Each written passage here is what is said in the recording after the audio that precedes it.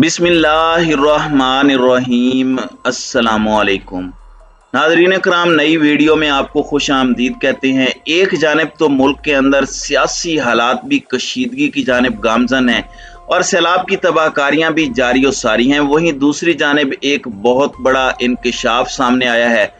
एक ऐसे वक्त पर जब मौजूदा हुकूमत भारत के साथ ट्रेड के हवाले से कुछ फैसले करने जा रही है और ये फैसले सैलाब की आड़ में किए जाने हैं, लेकिन दरपर्दा मामलात कुछ और हैं। मैं सबूत आपके सामने रखूंगा, दलील के साथ आपके सामने कुछ चीजें साबित करूंगा, लेकिन इमरान खान और पाकिस्तान के ताकतवर हलकों के दरमियान ताल्लुकात की खराबी में क्या भारत के साथ नॉर्मलाइजेशन ऑफ टाइज एक अहम फैक्टर था, इस पर भी बात करनी है, क्योंकि इस पर भी एक बहुत बड़ा दावा सामने आया है और इस दावे का भी तफसीली पोस्टमार्टम करना है। जबकि आगाज में मैं आपको ये बता दूं कि इस वक्त जो मुल्क के अंदर सूरत हाल बन चुकी है, इस वक्त मुल्क के अंदर जो सहाफत के लिए मसाइल हैं, उनकी इससे पहले मिसाल नहीं मिलती। आप देख लें कि वो तमाम तर चैनल्स, कोई भी मुल्क दुश्मन तो नहीं है और कोई भी शख्स जो है उसे अपने इदारों या अपने मुल्क से दुश्मनी की इजाजत भी नहीं दी जा सकती। ये चीज बड़ी वाज़ेह है, ये रेड लाइन है और ये रेड लाइन थी और ये रेड लाइन रहेगी। इस रेड लाइन को ना इमरान खान ने कभी क्रॉस किया और ना ही पाकिस्तान का कोई जी शऊर सहाफी इस रेड लाइन को क्रॉस करना चाहेगा। इससे पहले ये रेड लाइन आज के दिन तक बहुत दफा क्रॉस होती आई है और इसमें बहुत से मामलात होते हैं और इक़दामात भी होते हैं, लेकिन सहाफियों की विक्टिमाइजेशन सिर्फ इस पॉइंट पर कि इमरान खान को कवरेज दी जा रही है, इमरान खान के बयानिए को शिकस्त नहीं दी जा रही, तो इस बयानिए की तरवीज करने वाले अनासिर कह लेते हैं, इनकी सरखूबी के लिए एक पूरा मंसूबा बनाया गया। ARY भी अभी तक बंद है और जाहिर बात है कि शहबाज गिल की स्टेटमेंट जस्टिफाइबल नहीं है और उनकी स्टेटमेंट को ना PTI ने कबूल किया ना किसी जी शऊर बंदे ने, लेकिन जो उनके साथ हुआ वो भी जस्टिफाइबल नहीं है। खैर, इस सारे मामले के अंदर आपको पता है कि ARY तो निशाना है। साबिर शाकिर उन्होंने इस्तीफा दिया ARY से और उन्हें खैराबाद कहना पड़ा। अब इस सारे मामले में अरशद शरीफ जो कि मुल्क से बाहर चले गए और उनकी जान को भी खतरा था, उनके हवाले से दीगर चीजें भी सामने आई और वो एक ऐसी फैमिली से हैं जिस फैमिली में शोहदा हैं, अपने भाइयों के जनाजे उठाने वाली ये शख्सियत है। वही बात है कि अपनी मट्टी का गुनाहगार नहीं हो सकता, तलख हो सकता हूँ, गद्दार नहीं हो सकता। अब ARY ने एक ट्वीट किया है और पूरी ऑफिशियल स्टेटमेंट जारी की है अरशद शरीफ साहब के हवाले से कि ARY नेटवर्क का कोड ऑफ कंडक्ट कहता है, अपने एम्प्लॉइज के लिए क्लियरली स्टेट करता है कि उनके एम्प्लॉय की जानिब से जो भी सोशल मीडिया पर पोस्ट की जाती है वो कंपनी की पॉलिसी के मुताबिक होनी चाहिए, यानी वो ARY की पॉलिसी के मुताबिक हो। हम एक बड़े बोझल दिल से ये अनाउंस कर रहे हैं कि 8 साल के सफर के बाद ARY ने अरशद शरीफ से रास्ते और राहें जुदा कर ली हैं। हम उन्हें उनके मुस्तकबिल के लिए नेक तमन्नाओं का इजहार करते हैं और ये तमाम तर चीजें, लेकिन इसने एक चीज बड़ी वाज़ेह कर दी है कि मौजूदा जो रजीम है और ये जो चूचू का मुरब्बा है, ये जो मिक्स अचार है, ये जो हुकूमत है, इन्होंने सहाफियों के लिए जीना हराम कर दिया है। ARY के 4000 मुलाजिमीन हैं।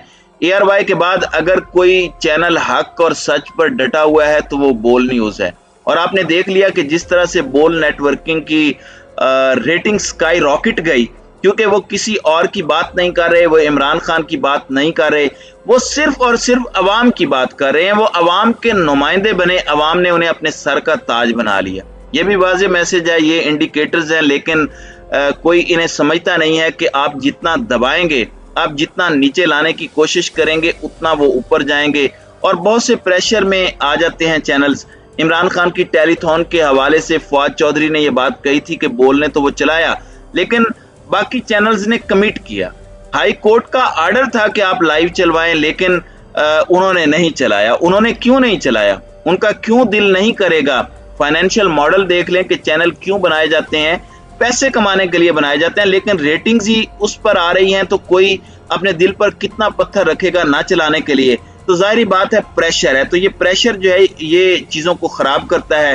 ये डेमोक्रेटिक माशरे के अंदर इस तरह की चीजें डेमोक्रेसी को जितना हर्ट कर रही हैं, नाम नेहाद जमहूरियत के चैंपियंस के हाथों जो जमहूरियत के साथ खिलवाड़ हो रहा है उसकी मिसाल नहीं मिलती। अब जरा बात हो जाए जो भारत के साथ ट्रेड की बात हो रही है, मिफ्ता इस्माइल के हवाले से जो खबर है वो पहले सुन लें। वजीर खजाना मिफ्ता इस्माइल ने भारत से प्याज और टमाटर लेने की हिमायत कर दी। एक बयान में उन्होंने कहा कि हालिया सैलाबी सूरत हाल पर भारत से तिजारत बहुत जरूरी है।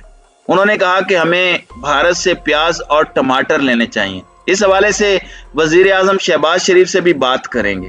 वफाकी वजीर खजाना ने यह प्रेस कॉन्फ्रेंस की थी और जाती ख्याल पेश किया था कि भारत से सब्जियां दरामद कर लेनी चाहिए। सैलाब से मुल्क की मईशत को 10 अरब डॉलर का नुकसान हुआ है, जबकि सिर्फ रिलीफ सरगर्मियों के लिए 1 अरब रुपए दरकार है। नाज़रीन इकराम, अब यहाँ पर एक चीज आप समझ लें, आपको लग रहा है कि ये अब हालिया सूरत हाल में इनको ख्याल आया है, जबकि चंद हफ्ते पहले की ये खबर थी वफाकी काबीना से। और इसमें सिर्फ नून लीग नहीं है, ये सारा मलबा नून लीग पर नहीं है। इन सब ने कमर जमान, और ये कमर जमान कायरा नहीं है, एक और है कमर जमान नामी एक ऑफिसर, उन्हें भारत में ट्रेड मिनिस्टर तैनात करने का फैसला किया था। और उस वक्त मुल्क में सैलाब का कोई इम्कान नहीं था। यानी नियत बैक एंड पर आप देख लें, क्या भारत के साथ ट्रेड होनी चाहिए? बिल्कुल होनी चाहिए, इस पर किसी को एतराज नहीं है।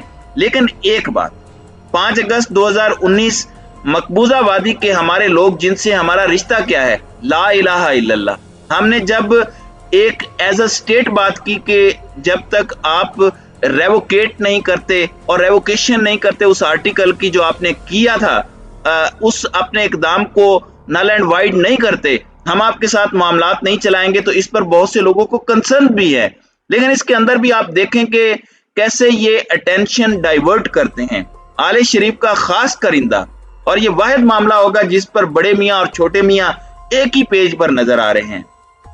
अब नजम सेठी जो बड़े मियाँ के बड़े खास करिंदे हैं, उन्होंने कहा कि यानी ये तजिया दे रहे हैं मौजूदा सिचुएशन पर, और तजिए में ये सारा मलबा मुक्तदर हलकों पर डाल रहे हैं, सारी तनकीद का रुख ये चाह रहे हैं कि उस तरफ हो जाए। ये बड़ी बारीक वारदात डालते हैं, मगर पता नहीं इन पर एक्शन क्यों नहीं हो रहा। ये तो इल्जाम है ना। तो ये कहते हैं कि जनरल बाजवा ने एक प्रेस कॉन्फ्रेंस की, उसमें कहा था, उन्होंने कहा था कि हमने अपना फोकस शिफ्ट करना है जियो स्ट्रेटेजिक से जियो इकोनॉमिक्स की तरफ।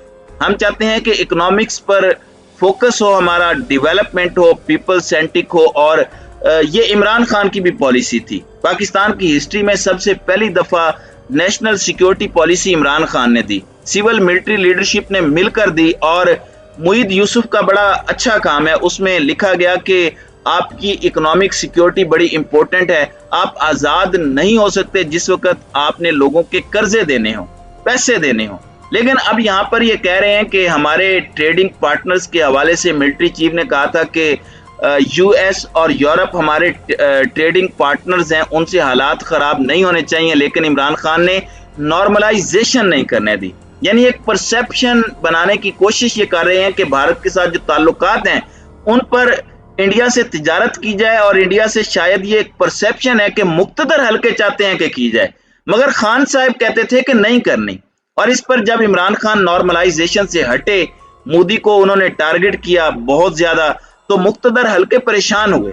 ये नजम सेठी एक परसेप्शन क्रिएट कर रहे हैं। दर हकीकत ये सारी तनकीद का रुख पीडीएम की क़यादत से डाइवर्ट करके मिलिट्री क़यादत की तरफ करना चाह रहे हैं। गोया कि हालिया दिनों में भारत के साथ ट्रेड का फैसला मिलिट्री क़यादत का है। यानी सांप भी मर जाए और लाठी भी ना टूटे, एक तीर से 2 शिकार हो जाएं। एक तो खुद तनकीद से बच जाएं, दूसरा पीटीआई और मिलिट्री क़यादत इनको मजीद दस्तों गिरेबां किया जाए और हालात को खराब किया जाए। तो ये बड़ी बारीक वारदातें होती हैं। इनमें पीटीआई के जो सोशल मीडिया के लोग हैं, जो सपोर्टर्स हैं, जो पाकिस्तानी हैं, उन्हें भी मुहतात रहने की जरूरत है कि जोश नहीं होश।